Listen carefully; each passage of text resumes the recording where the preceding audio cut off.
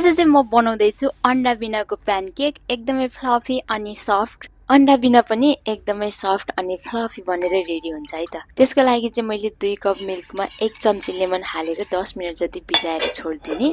यसरी बनाएको मिल्क चाहिँ बटर मिल्क जस्तै बन्छ क्या। अनि यसमा चाहिँ मैले 2 चम्चा चिनी, 1 चम्चा बेकिङ पाउडर, 1 चम्चा बेकिङ सोडा अनि चाहिँ मेल्टेड गरेको बटर छ भने चाहिँ 3-4 ड्रप भनिला एसेन्स पनि हाल्दिने अनि मजाले मिक्स गर्ने। त्यसपछि मैले 1 कप आधी जति चाहिँ मैदा लिए, त्यसमा चाहिँ थोरै नुन राखे अनि अघि मिक्स गरिरहेको यो बटर मिल्क राख्दिने अनि मजाले मिक्स गर्ने। ब्याटर चाहिँ एकदमै पातलो बनाउनु हुँदैन, यतिको बाक्लो बनायो भने चाहिँ मजाले फुलिन्छ। अनि एउटा प्यानमा चाहिँ तेल अथवा बटरले स्प्रेड गरिदिने अनि यो ब्याटरलाई राख्दिने। त्यसपछि लो हिटमा 2 मिनट जति एक साइड छोपेर पकाउने अनि अर्को साइड पनि 2 मिनट जति छोपेर पकाएपछि यो फ्लफी सफ्ट प्यानकेक चाहिँ बनेर रेडी हुन्छ। हजुरहरु पनि ट्राई गर्न होला। धन्यवाद।